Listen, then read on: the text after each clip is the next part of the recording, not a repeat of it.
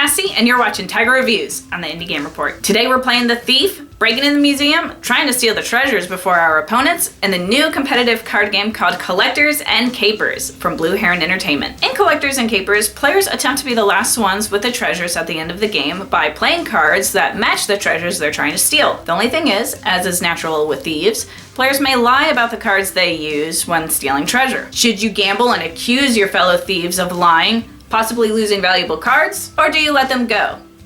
Maybe they're telling the truth. Let's go find out if we make a good thief in Collectors and Capers. Welcome to Collectors and Capers. In this game, players are attempting to steal treasure cards from the museum by playing cards face down which match the card they are stealing. The only thing is, the cards players play face down might not match the card they are stealing, as players may lie. Players earn points at the end of the game for playing cards face down to try to steal museum cards, but may also earn bonus points for stealing specific treasure cards, as well as for lying. The game is made up of 3 different types of cards: the treasures in the museum, secret cards which provide bonus points at the end of the game, and heist cards which players use to steal treasure cards as well as perform actions. At a player's turn, she will get 2 heist points to spend on performing actions. Different actions cost different amounts of heist points. The first action a player can do is, if they want to draw a card from the heist deck or the public pool here known as informants, she may spend 1 of her heist points. If a player wants to play action cards from her hand,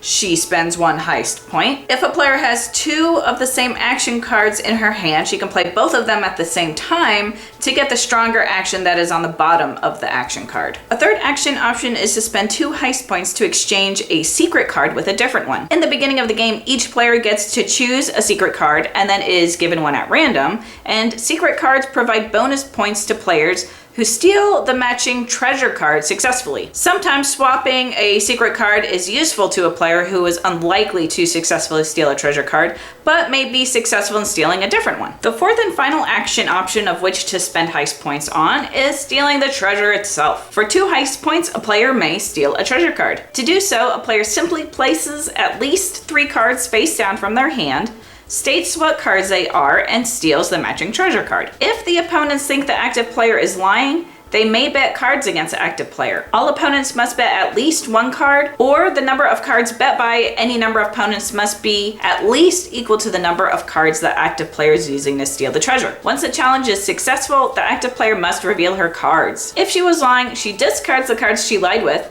and the opponents get to keep the cards they bet with. The rest of the cards remain face up. If no one challenges the active player, however, she would simply keep her cards face down and will place the stolen treasure on top of her played cards. Players don't just have to steal from the museum. If a player wishes to steal an already stolen treasure card from an opponent, they play the same way, except they must play at least 1 more card than their opponent has in their stack controlling the treasure. In the case of a challenge in this circumstance, both opponents would reveal their cards, and if either player was lying, he must discard the mismatched cards. The treasure would then go to the player who has the most matching cards to the treasure. If both players had been tied at that point, the original owner of the treasure would get to keep it. There is an alternative action for players who lose their treasure but want to try to win it back.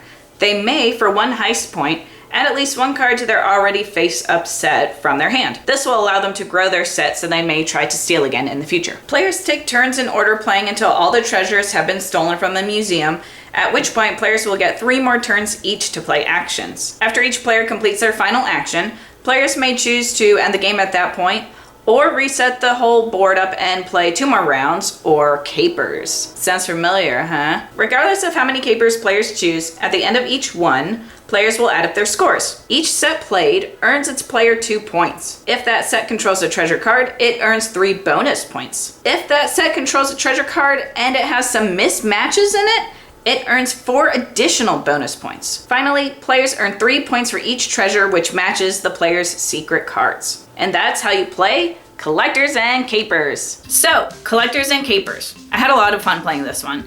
It's accessible, portable, easy to learn, and easy to play. The quality of the box and the cards was really great, and the art was very nice and a little fun, like I like the ketchup painting, if I was silly. The game is definitely focused around lying, which is a concept that most people would be able to understand, which makes the game very accessible. However, despite the ease of access, the game definitely provides a great amount of strategic ability. First, you have so many different actions that you can choose from.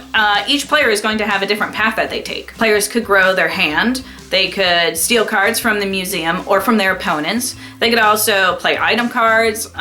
They can swap their secret card. There's so many different things that players could choose to do in attempts to win the game. There's definitely an element of risk involved with the game as well, and not just when it comes to playing cards and lying. There's also risk when you choose to accuse opponents, and especially, let's say an opponent is coming after your treasure and originally you lied when you played the treasure. You might not want to accuse your opponent when they steal it back, because then you'll have to reveal your cards and you were lying. So there's definitely a lot of strategy involved and a lot of different options that players may choose to take. Overall, I found Collectors and Capers to successfully hit the mark of being fun, accessible, and challenging. I definitely would recommend this game to groups of gamers that enjoy games that have bluffing involved, because bluffing is definitely the main mechanic in this game. Collectors and Capers recently funded on Kickstarter, and there's more information about the game and the project down below. If you liked this video, please feel free to leave a comment or subscribe. And if you'd like the Indie Game Report to check out your game, you can check out our website down below. Thanks for watching. I'm Cassie on the Indie Game Report, signing out with Collectors and Capers from Blue Heron Entertainment.